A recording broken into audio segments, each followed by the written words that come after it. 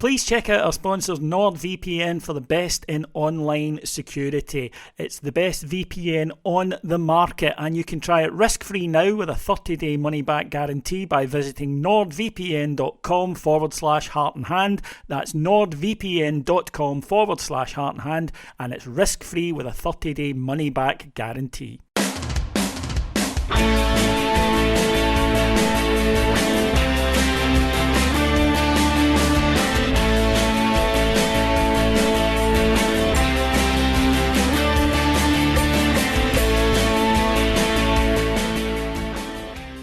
Hello everyone and welcome to Heart and Hand, the Rangers podcast. My name is David Edgar, and while I am in a very grumpy mood this week, I will do my best to ensure that the show is somewhat entertaining, and carrying the large burden of that on his fairly big shoulders, it has to be said, is David Graham. Hello David. Good afternoon, Davey. Good afternoon, listeners. Let's get into it. There are many things in this life that I hate, Davey, right? But one in particular I really hate when I'm responsible for my own fuck-ups, right? When there's nobody to blame, when I can't make an excuse, when I can't say but, when I just have to admit and hold my hands up and say, do you know what? This was me. And that is a feeling I hope the Rangers players are having this morning, because they had this game in the palm of their hands and they let it slip away. Yeah, look, I am going to try to put some level of perspective into this afternoon, this evening, whenever you're listening. I think what I would say first, if you could have bottled the atmosphere in our stadium in the first half and then sold said bottles, you'd be a billionaire within a day. That to me was, your view and my view, Davey, of what happens when we pass on might be slightly different. But, if that's how heaven feels, well, I'm looking forward to it. However, I think there was almost a feeling of, tap on the shoulder, you've got off at the wrong bus stop, mate. You're actually meant to be in hell, because if the first half was heaven, the second half was hell. Look, regarding perspective, if you had said, and we all had these moments, mine was probably the first Bruges game. I know Andy McGowan's was the Bruges away game. There was a moment where all of us at some stage in the early part of the season thought, are we even seriously going to make the top six? Things were so bad. When Danny Rule had come in, if you'd said, well, actually, after drawing an Old Firm and being, 6 points off the top, etc., you would have scoffed and said, I dead on. So in many ways, there are wider points of progress and positivity, which we can discuss in due course. However, I think on balance, and yesterday summed it up, we don't have enough quality to win the league. I don't think they do either. I don't necessarily even think Hearts, or certainly not Motherwell, do either. But we can end up anywhere between first and fourth. And if I'm honest, I have actually no idea where we're going to end up, because you cannot play like we did in the first, particularly half hour, and then play like we did in the last half hour, and actually have a fucking clue what's coming next. No, that's fair. What I will say is that while I accept the argument that Danny Rule, victim of his own success, in fact he has dragged us back in, there does come a point where you need to stop saying, well, look where we were. And I know that managers like to do that, and they're probably right, but football fans, we are a bit like that song, well, what have you done for me lately? It's a very demanding environment, and I think that we've moved past the you've done really well, and into that was then, and you've got the praise for that. Now it's now, and it's, can you maintain your way through this? What I will say is that I don't think it's fair people saying, well, that's Rule, he's never going to win anything, we need to let him go. We've got into this situation, and it's because of so many years of repeated failure. Or what we tend to do is that we tend to judge a manager not by what they're doing, but by what someone else did. So I've seen a lot of, well, he's just a new Clement. He started well and then it went off the rails. And that's not to say that it won't happen, by the way, but I think that you do need to give someone like Rule, who did start well and has done well, we've now hit an awkward period. And what we can't do is every time we hit an awkward period say, right, we'll sack the manager, he's a diddy. We need to see if he can learn from this and progress and build. It would be good if he could do it quickly. But, there will be periods, even with successful managers, where we're not playing that well. And we've got to try and come through it and learn from it and develop. And the manager needs to grow as well as the team does. And I think that's the case here. But that said, yesterday was hugely frustrating, because what I think yesterday did was that, I know we've had some not great results in terms of chasing a title. Livy was an awful result, but also not winning at Motherwell, not winning at Hibs. These are the games title winning teams do win. And I still think there was a belief among the supporters of winning the title, and I felt that evaporate yesterday. And the reason for it, Davey, is that second half performance, it looked like a team who don't believe in themselves, because when the going got tough, which it inevitably will during a period of an Old Firm game, they panicked. And got a stat here, Rangers 65% pass completion in the second half. That means 1 in 3 passes were going to the opposition. That's head loss stuff. And that's why a lot of us have woken up this morning going, nah, this lot don't have it in them. Yeah, I think, and I'm going to try to provide a kind of a wider sort of top-down view in a second, listeners, but I think that first half an hour was absolutely, like, the place was just, that's as good an atmosphere as I felt at Ibrox, certainly domestically.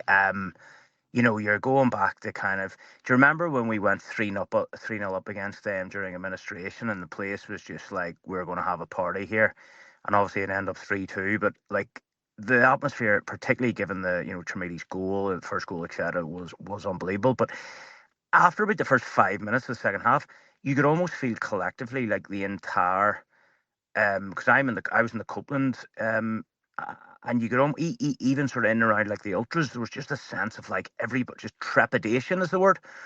And when they scored, there was a sense of fuck. I actually, in a way, and I know, don't think I'm some sort of issues in my head when I say this, but I was almost sort of, right, they've scored, fucking great in a way, because I was like, let's actually see what we're made of for the next 40 odd minutes. And it was almost a test of like, right, lads, we've seen what you can do in the first half, let's actually see how big your balls are. And I think in reality we saw that yesterday, Davey. And I feel that, look, we've been spoiled, right? We've been spoiled because we've had people like Walter Smith in the dugout, even people like Stephen Gerrard in the dugout, who were, big characters, real proper football men.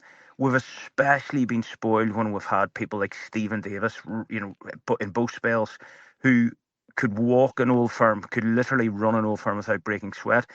Like yesterday, you're just looking at people like Chukwueze, Raskin, Diamande, he comes on, you're thinking like, these guys are just not people that, in my view, you want to leave the trenches with. And I think what I would try to say is, from a kind of a perspective point of view, I saw kind of calls last night, and I think I'll put a lot of it down to people being angry after a game. Danny Role and its own role, and O'Neill showed his experience, and he got his subs right, etc., etc. And Danny Role's going to be inexperienced. The guy's not even 40. We got Danny Role because, quite frankly, in the infinite wisdom of the likes of Thelwell and Stewart, etc., who were there at the time, he wasn't even deemed with respect our number one choice. He didn't get the job last summer over Russell Martin. Or sorry, Russell Martin got it over him. And he basically didn't get the job again the second time, and eventually he then did. So in a way, this is going to have flaws. That is the nature of where we are. That is the nature of the type of manager that was applying for our job. So we can't expect it to be Jose Mourinho. What I would say, and not even so much in his defence, because I don't know what the hell happened in the change room at half time, because it was like a different side coming out. But what I would say is, like, if we look at, like, we actually don't have a sporting director now. I'm not banging the door to say let's get the next Kevin Thelwell or Ross Wilson so we can have his face with a red line through it in 6 months. What I am saying is, who's actually in charge of recruitment, right? So we've almost kind of forgotten to an extent, basically, because we spent a load of money, that, like, recruitment's really good, but actually, Davey, okay, we have to be patient and there's discussions to be had over individual players, but we invested a lot in Diamande. Diamande doesn't even start now. The bar Kevin Thelwell, the same people who were involved in recruitment in the summer, or from what I understand, unless I've got this wrong, listeners, are still there now. So I'm not quite sure. If we take a step back, the Americans probably overall probably have got more right than wrong. But we're not, in my view, 4, 5, 6 players still from being able to mount a proper serious league challenge. So let's not just put all the focus on Danny Role, because if we basically appoint a manager every November, then sack him the next November, like that's lunacy. So we're going to have to at some stage say, man in the dugout isn't perfect, but actually there's a lot more pieces of the puzzle that, in my view, need the bright light of scrutiny shone upon them. Yeah, no, I think so, and we are, off having a complete squad. There's no doubt about that, and I think you saw that yesterday, that we didn't have like-for-like replacements when certain players had to go off. Although I would say that I also felt the manager made an error, not, believe it or not, with the Diamande substitution. People are kind of picking on that. But to be honest, Celtic had changed their setup. They had got control of the midfield. We needed another midfielder on. I didn't have a problem with that. The problem was then that the team stopped playing through the midfield. The midfield went missing. We just started shelling the ball long. But then the mistake I think he did make was there was players in the team who were struggling, I think, fitness-wise. I think that they'd burnt out. And the likes of Magoma should have been on for Romans. Bajrami should have been on. He's very useful, especially, he's a clever player. He's good at seeing out games, and he should have been on to bring the energy. So those were my issues with the subs. I think that Diamande was the right one. He just didn't play well when he came on. And the manager bristled a bit, Davey, at questions about mentality yesterday in the press conference. But I think they were very fair. And to be fair to John Suter, he said he understands why people are asking it. And the reason I say mentality, I know that sometimes it can get overused, right?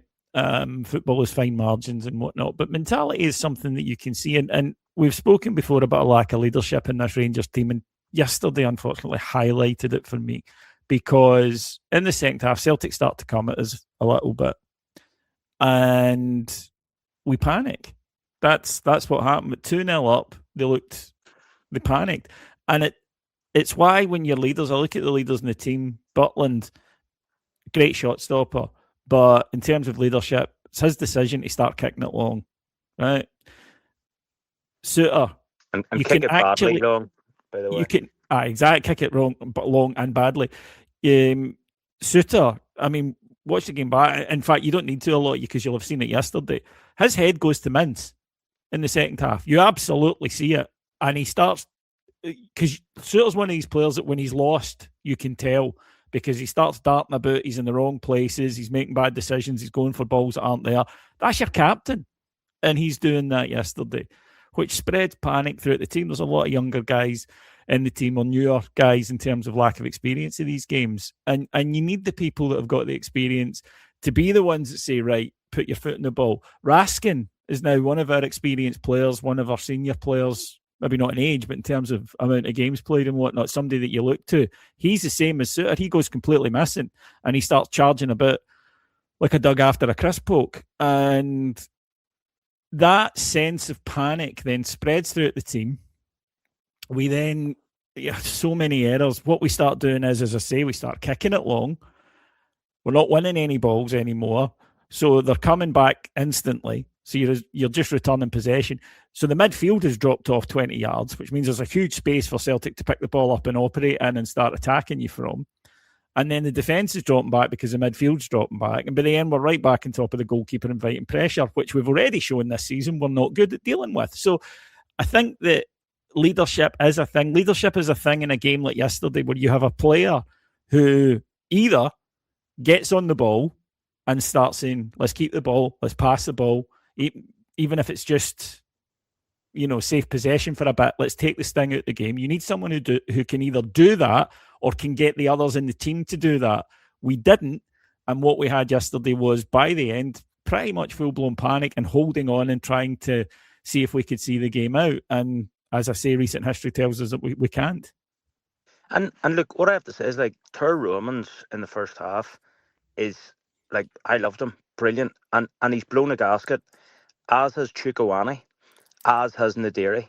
And actually, ironically, the one who played the full game after, I think, a hamstring injury literally a matter of a few weeks ago was Dijon Sterling. But the wider point, and again, I'm going to go back to the wider recruitment piece again. We have clearly recruited players, and I'll add Scov Olsen into this, where all four of the new signings that started yesterday don't have a full 90 minutes in them. Now, whether or not they stay on the park for 90 minutes is another issue. But I mean, Chukwueze was done after an hour, which is a wider concern in terms of the wider kind of performance piece. And to be fair, not name dropping, but under the likes of Jordan Milsom when he was there with Steven Gerrard, we were like physically miles ahead of the other teams. So that's a concern. It's a concern for me, the fact that they had gone to Stuttgart, travelled back, and we looked like a team who had been in a tough Europa League knockout game.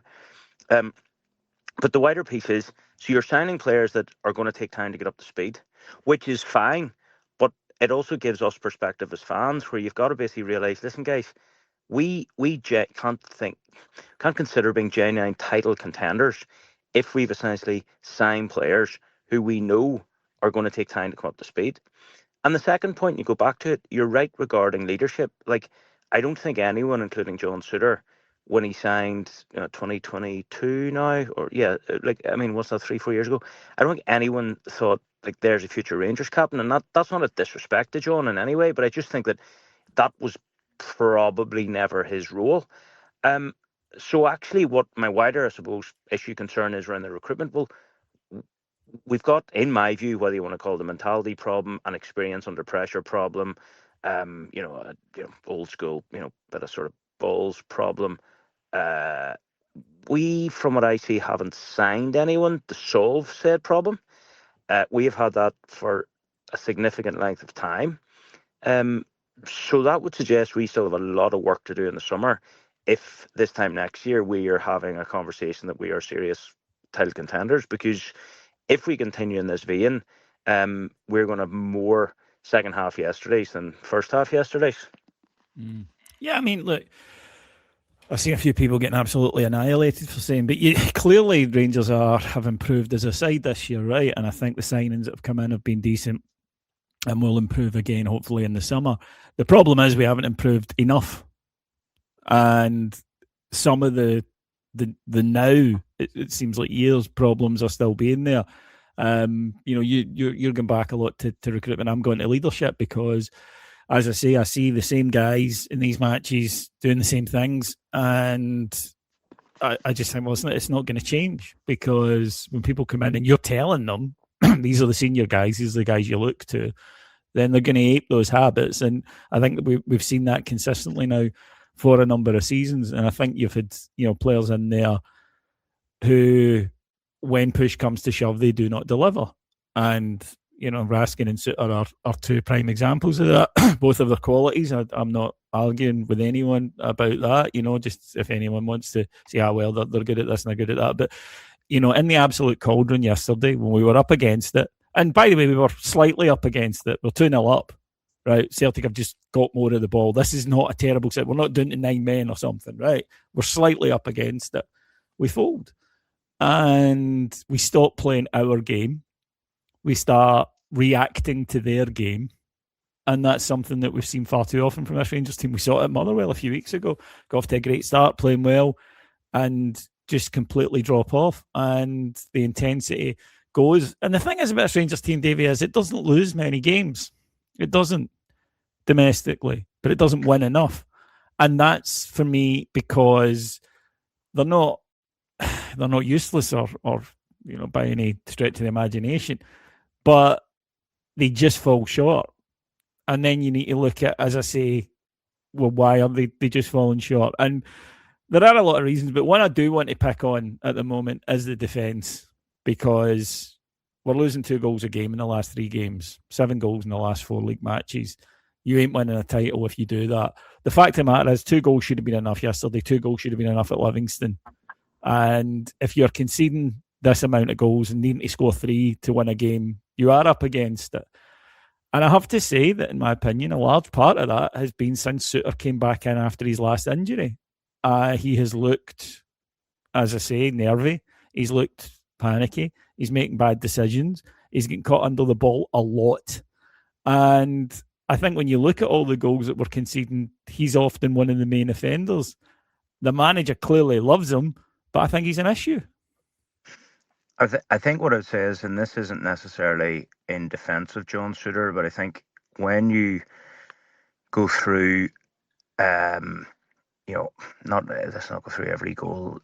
Let's even go through sort of the last 4, so the 2 yesterday and the 2 the Sunday before.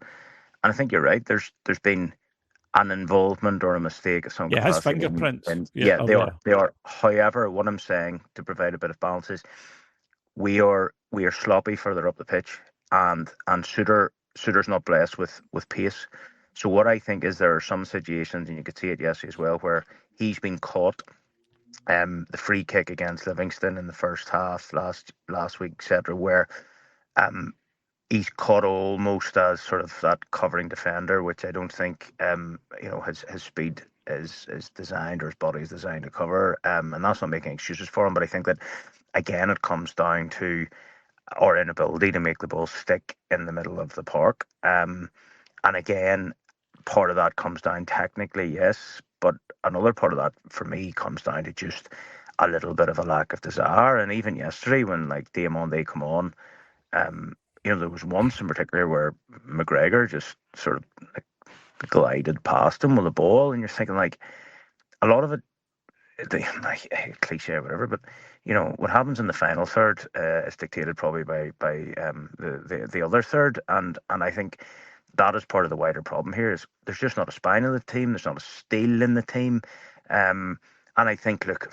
listeners, feel free to hammer me in the comments, but yes, Trinity's first goal in particular was world class, and he did cover once or twice and work back, but in terms of when he becomes the one man up front when Adiri went off, he's a liability. He can't do it. A man down. I mean, I almost feel sorry for him. He's like that kid in the playground who's trying to run to keep up, and he just physically can't do it. He just and that's our issue. Where we if we can't keep the ball up the pitch, particularly when Butland's booting it out and putting it anywhere, toward a Rangers player, that's an issue, because the ball is going to come back. It is going to come back quicker, and it's not making excuses for Suter, but he's part of the problem, but not the only problem. Would be probably the balance and trying to put he's the captain, so he should be saying to Jack Butland, stop doing that, and he should be saying to the rest of the team, look, we need to get, if you're the midfielders, get on the ball, right? Start knocking it about. 10 minutes, take the sting out of the game. Now, there is a technical aspect in there. Raskin's passing is, let's be honest, for a guy at his level, is shocking, and has been all season, really. His passing is too often wayward.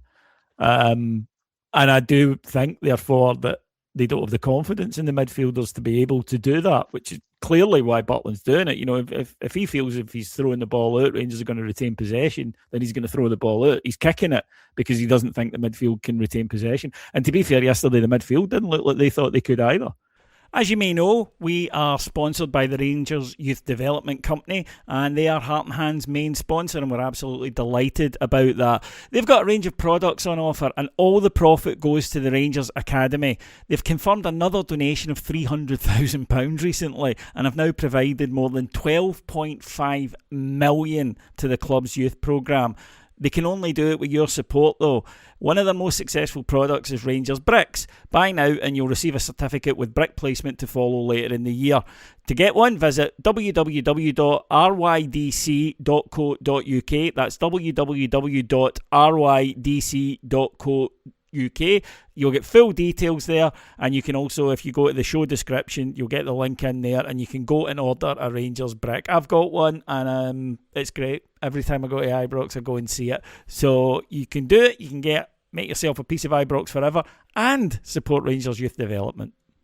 And that's a big problem. Some of it is technical. Some of it is bottle, not wanting the ball because you might make a mistake. And we've seen that a lot from Rangers players. But yesterday it was the perfect storm of that. And then, as you mentioned, you then have a goalie who says, well, I'll kick it in that case, but he's really bad at kicking it. And it's going everywhere but to a Rangers player. And it's just inviting pressure. And then you could see it happening in real time. This is not a revelation. This is not something. Sometimes I watch the game back and it's a bit different to remember it. This was exactly. And the whole stadium was identifying. And to be fair, I'm pretty sure Rule's not been saying to them. He was screaming at them to get out and get up the park and get the ball down. They just weren't doing it because their heads had gone and their heads had turned to mush, too many of them. And when that happens, and we've seen it happen with this Rangers team, they begin playing this fearful, reactive football that plays right into the opposition's hands. We saw it against Motherwell. We saw it again here. And that's why, we have this ongoing lack of trust. The supporters don't trust the players, and the club, it is bitterly ironic that after saying, a campaign, full house, full 90, the Rangers fans are saying, well, full house, full 45, though, from you. The club can do initiatives, the manager, the players can speak about backing from the stand. The problem is that in the crunch situations, they always prove the fans right. The fans think you're going to fuck this up, and they fuck it up. And they're not going to be able to change it until they stop and they start delivering in these matches. That's the reality. The fans can't do anything about it. We cannot suddenly say, I'm going to go in there, and you can't you can't change how you feel, right? You can logically tell yourself something, but feelings are just a raw emotion. And the fans feel you're going to make an arse of this because so often you make an arse of this. And yesterday was that situation. So this is when you need players within the group, the personalities, the bigger players, to say, right, no, we're not doing this. Here's what we're going to do on the pitch during the game. But too many of them seem to need, and how many times we've seen it in the first half, they need half time for a reset. They need the manager. They just don't appear capable of doing it on the pitch. I think one, and I thought this for some time. I particularly thought it through Gio and Philip Clement's time. And actually, you can say, well, McBeal's British, so my point may be off here. But I sometimes feel that, yes, he's very much a very British game of football. Okay. It's it's still somewhat old school. It's kind of the equivalent to like a much bigger version of like Sheffield Wednesday versus Sheffield United, right, or something like that in terms of the standard of football. Obviously, in terms of the magnitude of the game, it's up there with sort of Buenos Aires or Rome in terms of like the scrutiny and the passion and the history.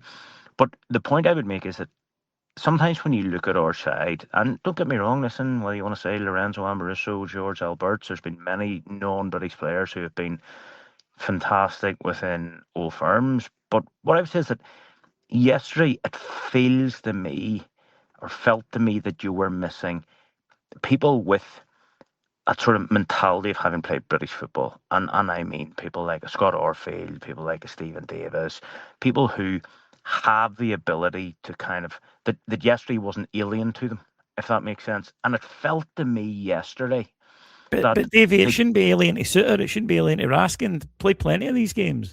Oh yeah, listen, 100%. But when we go down to the mentality and we break right down to it, I simply think that a lot of our players, well, it's the ones that we've just recruited or whether ones that are there. And listen, you're right. I mean, you can say, listen, look at McBeal's performances in some old firms. So this isn't the case of, oh, let's just get a British manager and it'll all be all right for a load of British players and be all right. That's not the point I'm making. But the point I would say is that it just feels to me that there aren't enough people that can grab the game by the scruff. And I just feel, and it's a bit easy for me to say at this stage, but like when you're looking at an 18-year-old loanee in Mikey Moore, who in many ways displayed more kind of courage and conviction and passion than some of, as you say, the allegedly more sort of senior experienced players, like that's a concern. And, Raskin in a way just feels to me it's very easy to run around and kind of act the maggot. And it's sometimes, listen, there's a time and a place for it in Old Firm, but I just feel when you're looking around at players like a Raskin and you're saying, listen, you're a Belgian international, you're highly thought of, we're hoping to trade you for big money. I just don't think you're getting what you're expecting or what you're wanting from him. And listen, I'm happy to be a stand corrected, but I just feel at this stage that we're looking round and there's just not enough there that you can rely on, to be honest. Yeah, and again, we talk about desire, and again, people within the game, they do, they're very much, no, it's not, that's easy to say, but it's technical stuff, it's technical stuff. Not getting to a rebound, a third rebound from a penalty, or a second rebound, but third attempt from a penalty, that's desire. Celtic wanted to get to it more than we did, and that's what happened. And I think Butland had every right to scream at his defence there, because he should have been in to clear that one, especially after that miraculous second save. Yeah, look, I think it's sort of I think I say this on at least every 1 out of 2 pods, where there are moments where you look at Jack Butland in probably the same game and go, on one hand, when he makes that double save yesterday, you think like, how have we got a keeper of that quality when it comes to shot stopping? You probably then see his distribution, think, all right, okay, well, that's why we've got him. But I mean, I suppose ultimately the concern I've got is he's made a really good save. He's then actually made a pretty much Better one, yeah. miraculous save. But there's probably 2 to 3, green and white hoops queuing up to put the ball in the net. I think like Sterling from memory's the closest one. That just comes down to complete lack of desire and bluntly a lack of belief that he might save it, that you might actually have to anticipate getting rid of that. Bizarre, because he's good at penalties. And don't get me wrong, the first rebound falls very nicely for them. But then the fact there's 2 Celtic players and there's not a Rangers player getting in to make a block, it's piss poor, really. And you watch it, they're all caught in their heels. And to me, it's part of that, but it's also part of their heads are away. They're not thinking clearly. Yeah. Because, they've just conceded a penalty in the last minute.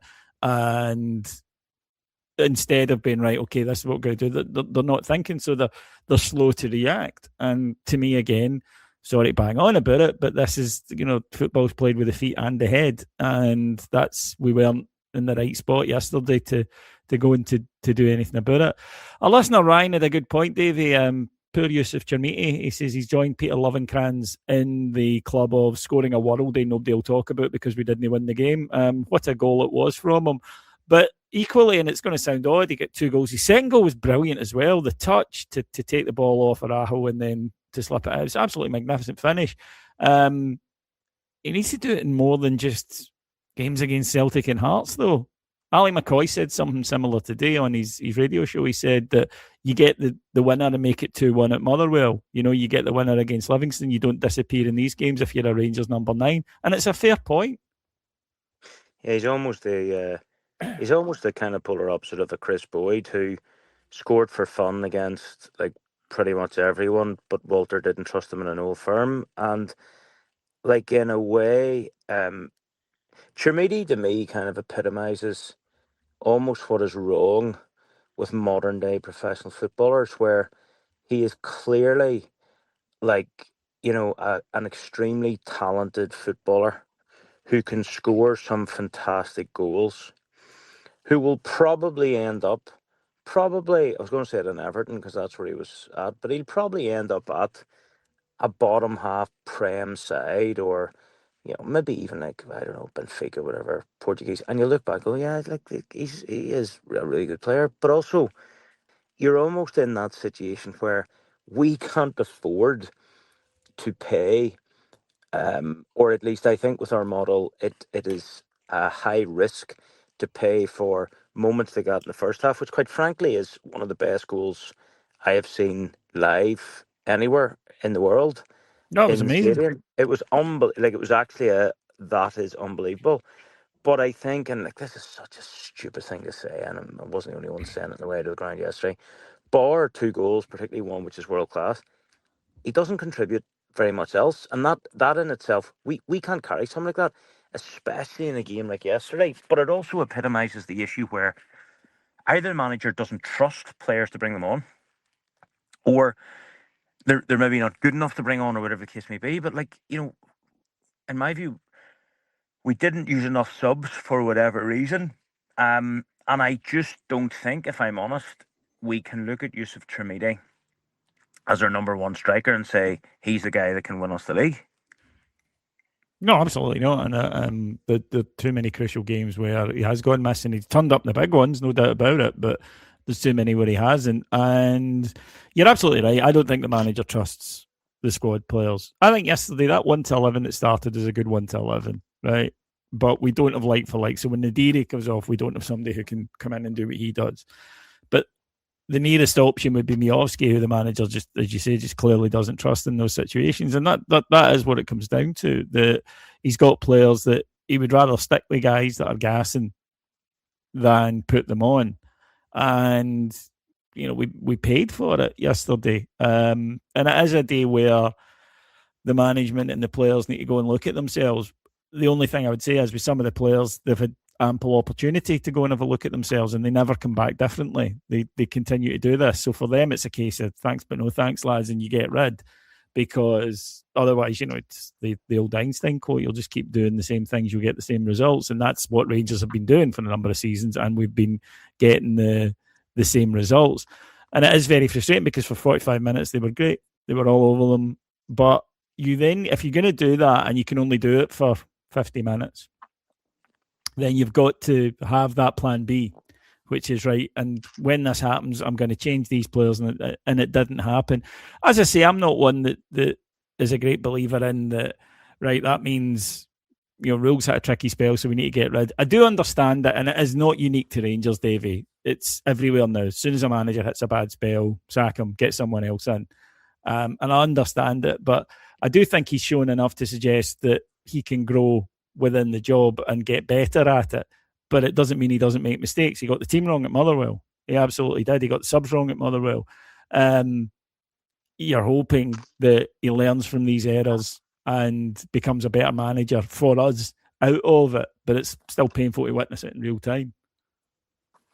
Yeah, I'm going to say something, and I don't really have any evidence to base this on. And look, you'll have heard what he's like from inside the training ground, as I have heard what he's like from inside training ground, the staff. And I think that, overall, the sort of general sense and feedback is that, it's all pretty positive. However, I honestly think if we were to, by some sort of semi-miracle, win the league, I can see him thinking, right, great, like, I'm getting out of Dodge here and, heading to the Bundesliga, or potentially even the top end of the Championship, potentially even, if he had a good agent, the bottom end of the Premiership. And I'm just basing that on the fact that I don't think he, for me, not because he's young and he's been at a big club like Bayern Munich, etc., and I'm sure he's got big ambitions, I just don't think he is like, a long-term manager for Rangers. And it's just my opinion. I'm kind of throwing that out here, listeners, as a kind of a bit of something for everyone to chew over. But I think in a way it was convenient for him to kind of get himself involved with us, and I think overall he has done a reasonably good job, particularly given where he is inherited. This idea of moving him on is, for me, even discussions like that are, quite frankly, ridiculous at this stage, because there are so many other pieces of the puzzle that also need attention still. And I think that, the last thing I'll say in the matter is that, he is going to be, and I think I said this earlier in the pod, he is going to show inexperience at times. And like, this is breaking my heart and sticking in my throat what I'm going to say here, because my view on him, I will keep to myself, or you'll have to ban me from Heart and Hand, Davy. But Martin O'Neill yesterday certainly showed experience in key moments when it came to subs and changing the game. I don't believe this, right? And I've heard this. Martin O'Neill schooled him yesterday. I don't think he did Oh no, because I'm not saying he schooled him. No, I'm just saying he made a change, and Rule made, in my opinion, the right one to combat it. It was just that it didn't work because the players by this stage had lost their heads. Now, ultimately, though, Davey, I accept, ultimately he is responsible for that head loss because he's a manager. He needs to create an environment that it doesn't happen. And he did. The thing that I thought he got wrong yesterday was Celtic had 5 fresh players on in that second half. We had 2, and it looked it. Yeah, and I also think, and sorry, listeners, for repeating myself, from memory, anecdotally, and like I don't think I haven't seen the stats from the data that obviously the performance department get, but I mean Romans was blown out. Chukwueze after an hour was literally running in quicksand. Sterling, who I thought actually, I'm going to go and say that I thought Raheem Sterling, forgive me, Dijon Sterling was one of our better players throughout the 90 minutes. He's come back from a hamstring injury. To be honest, I thought he handled Maeda very well. But it's not necessarily the changes that didn't work or he tried them, whatever. We also, for whatever reason, decided to leave players on the pitch when they were absolutely gassed, and that has to be on someone, because if visibly I can see Chukwueze's done, and he's got one of those GPS things, which I assume will say in more scientific terms he's fucked, then the fact that we've kept him going has to be in someone, and ultimately it's the manager, is it not? Yeah, I mean, obviously, at the end of the day, it always is. And here's the thing. I think, calls for Rowe to go or he's going to fail are premature, right? It doesn't mean that they won't be proved right in the end, right? That's the thing. I don't have a magic crystal ball in which I can predict the future or I can see the future. I can predict it, but I get it wrong a lot. I think that, as I say, I think sometimes he gets judged by previous managers, what they did, rather than by what he's doing. But to be fair, we have seen this situation before and we have seen how it ends. And I've used that phrase before myself with managers. So it is legitimate and I do understand it. I think in Rule's case, he's done enough to see, okay, let's see how he gets on next season, because I think we will improve the squad in the summer. And I think then the team would be better again. But there is no doubt that it starts and ends with the manager, and that's the job. You're very well remunerated even for it. You make a lot of money doing it. You get a lot of status doing it, and part of that comes with the pressure that comes in it, and it is new to him. And you hope he learns. Gerrard learned. Gerrard made a lot of mistakes early on, but he learned because he had time to learn. However, I know the modern football world, people just get rid, just change. But I think that Rule has done enough in his time here, and he has become a slight victim of his success in that he's raised the expectation level, and people now. Sorry, go on. No, sorry for interrupting. I think what I would say is one thing in Danny Rowe's defence is, if Danny Rowe was called like Stephen Davis, for example, okay, so a young, inexperienced manager, but a Rangers legend, or he was called Steven Gerrard, who we were like, well, former England captain, one of the best players of his generation, we would give him, more time.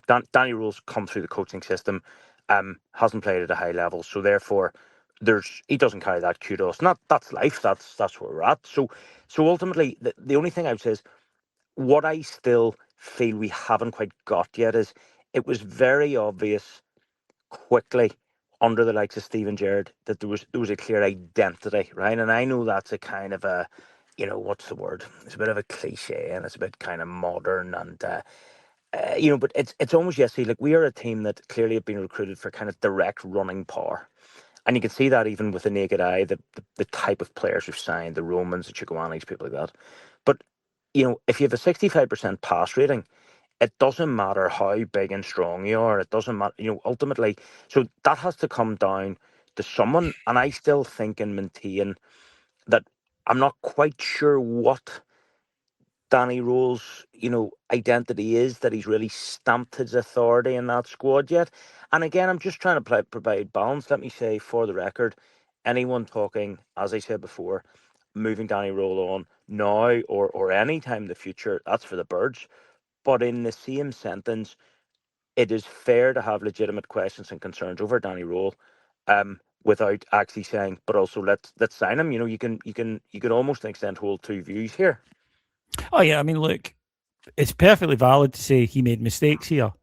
And the issue is, do you learn from them? And if a manager learns from them, or I mean, in Clement's case, he took the wrong lessons from them, and that's what did for him. In Beale's case, he lost his head completely and just went to shit. In Gio's case, he didn't learn the lessons and he kept doing what he'd done in the past. And this is going to be the test for Danny Rule. I agree with you. I don't think this team is playing the way he necessarily envisions it will do in the longer term. But he did have to come in and win games. That was the issue. He did have to, and this was a Rangers team that was porous and losing, so he made us tough to beat. Now it's about the next evolution of that side into a side that can go and actually dominate games and win games more comfortably than they do. But I do think, as I say, it's very premature at the moment to be discussing this, well, not discussing it, but to be calling, we need to get rid of him, because, as I say, you need to see what he can do. The idea that we're going to get in somebody, Davey, who's going to be flawless, they're just going to arrive, we're going to start winning, and then we're going to keep winning, and there won't be a dip or a bad month here and there, is unlikely. I was about in the 90s. Walter's teams had bad months. They recovered, though, because they had character, and that's my concern about this Rangers team. But you've got to allow someone to grow into the role, and Rangers need to do that. But it is frustrating, as I say, watching it live and watching it in real time. And he should be learning about guys that he can't take with him on this, journey destination to a better Rangers team, because they just don't have it in them. And we saw that, and we've mentioned them. We saw that in yesterday's match, and he's got to be aware of that, and he's got to build a side who are better than what we've had this season. It's a side with a mentality that says, no, we're going to go and win this game at Livy. It's a side with a mentality that we're a goal up, we do not drop a goal against Motherwell, and it's not there yet. No, and again, indulge me for a second, but what I would say is that you're right. I mean, part of the challenge was, and I think it was Martin that said it in our group last night, Davey, where the actual starting 11 at kickoff is fine. You could actually look at that team that started yesterday and go, you know what, that 11 could win I the think league. it's our best 11, yeah. That's fine. There's no issue with that. Where the big problem for me is the drop off then to the subs, where he clearly doesn't trust or fancy or whatever the word is for Mayoski, Bajrami. There's a wider conversation. Bloody hell, there's a pod on Tav and Tav's future, etc. The reality of it is then the drop off again, where you've got the likes of like Max Aarons doing the lounges. You're not going to have Mikey Moore potentially next season.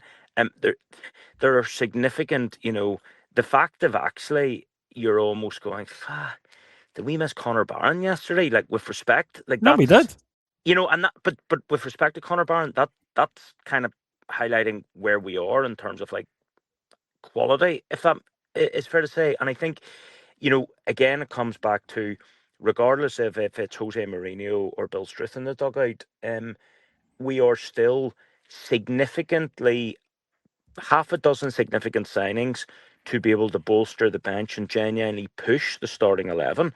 You're then probably another 4 or 5 and replace with something, whether it's from the academy or was something else. So there's still a lot of work to go on around the periphery. And I think, on balance, keeping Danny Role where he is for me the sensible decision for.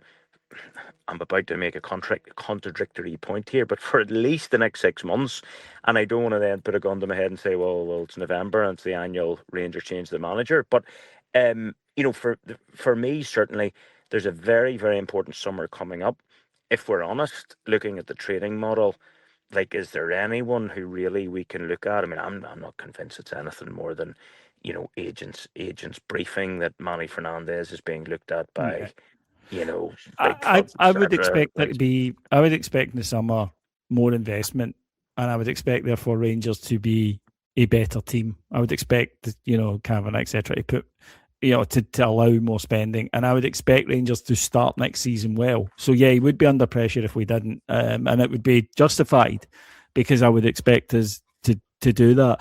Davey, I said my belief earlier, and some people mistook this for optimism. But I'm telling you right now, Rangers will get back into this title race. Right, I firmly believe it. The problem is, I think that they'll then cock it up, or I fear that they'll then cock it up. And someone said to me, I don't see your reasons for optimism. I'm not optimism. It's the universe causing us more pain again, just as we, they'll pull us back in, and then I'm scared that they'll pull us back in, and then they won't deliver. I suppose it's up to the players to prove me wrong. Well, I suppose, Davey, going back to one of the first things I said today, we'll end up somewhere between first and fourth. I haven't a bloody clue which one it's going to be. Like my heart, the first half, I'm thinking, yeah, we can win the league here, and then my head's going, well, hold on a second, right? We've got to go. This Sunday coming psychologically is massive because it's massive for a wide range of reasons, and I don't want to steal all of Kami's thunder for the flagship at the weekend or a preview in the weekend. But in reality, we lose next Sunday to them, their tails will be right up. And they will feel, even though it's the cup and it doesn't have a direct significance in the league, they think, right, we're right back in this season. We can go and win, doubles and all that. The other thing I would say is that, this idea of like Hearts will drop off. Well, there are only kind of 9 games left. Listen, and they're not showing any signs of it. Yeah. My biggest concern is, and I've said this for some time, and I know you and I have discussed this privately, where I just feel we need to have a huge March, a huge pre-split, because of what the split looks like for us, as in having to go to Tynecastle, having to go to Parkhead. Now, your response, and it was a legitimate response, say, well, actually, every club will say the same, and you're right, but I just feel that, like, we needed to have almost a perfect March, and I think we haven't fallen at the first hurdle, but we certainly slipped up at the first hurdle. We have run out of room, too many draws in the last 6 games, yes, and now it needs to be pretty much perfect, I think, for us to win the league. Well, look, Davey, and this isn't saying you're being too optimistic, and it's not saying I'm being too pessimistic. But in reality, and I've said this before, Tannadice before Christmas, Easter Road after Christmas, for Park after Christmas, bloody Livingston before Sunday. Like, there's 5 games that roll off the tongue. Like, there's 10 points that have been dropped through probably our own impotence. And that if you're being really honest, then you're sitting back and trying to view this as a neutral and take the emotion out of it. If you said, right, okay, so we've dropped 10 points out of a potential 15 in games there where we were either in positions of strength and we balls it up, or we simply should have just won and we didn't because we didn't create enough chances, or we didn't have enough sort of mental strength to get across the line. So why then all of a sudden in the next roughly, is it 27 available points, why would we then say, well, actually, we're going to be able to get what? No, and I go back to my point earlier. I don't think that we as fans believe it, but my take on it isn't based on optimism. As I say, my take on it is based on, because it'll, the players are very good at kicking us in the nuts. Well, I think, Davey, another way to do it again. I think, Davey, it's fair to say that I'm kind of saying 4 teams. I don't think anyone, including Motherwell, genuinely. If Motherwell were to actually win the league after this, it would need to be probably a capitulation between us, them, and Hearts. And it would need us, them, and Hearts to all draw with each other and all lose other games and allow Motherwell to beat everyone. So there's a lot of ifs, buts, and maybes. But what I would say here is, whoever wins the league, whether it's us, them, Hearts, or Motherwell, it'll have to go down as one of the weakest, lowest quality teams to win the Scottish League in modern day football. And I'm probably going to take out the years we were in the lower divisions and things, because the likes of Aberdeen had chances and they couldn't even get close in the end up. But in reality, it's almost going to be who's the least worst that gets across the line, rather than who's the outstanding team. Yeah, I think you're right there. Anyway, folks, that will do us for this week here on Heart and Hand. My thanks to Mike Lee and Paul Miles, our producers, and my thanks to Davey. Yes, thanks, Davey. Thanks, listeners. I hope you all feel that there's a level of a cathartic treatment this afternoon, because I feel a lot better. It's good to talk, and I think it's good that we've all been able to get that out of our system this afternoon. Yeah, I mean, look, I'll be honest, I think we'll win on Sunday. This Rangers team toys with our emotions. I think this week we're going through, oh my God, existential crisis. Then we'll win next week. We'll all go, well, you never know. That's what they do to us. But if they do win, then I will enjoy the moment. Anyway, thank you for joining us, folks. We'll talk again next week. Take care, everybody. Bye-bye.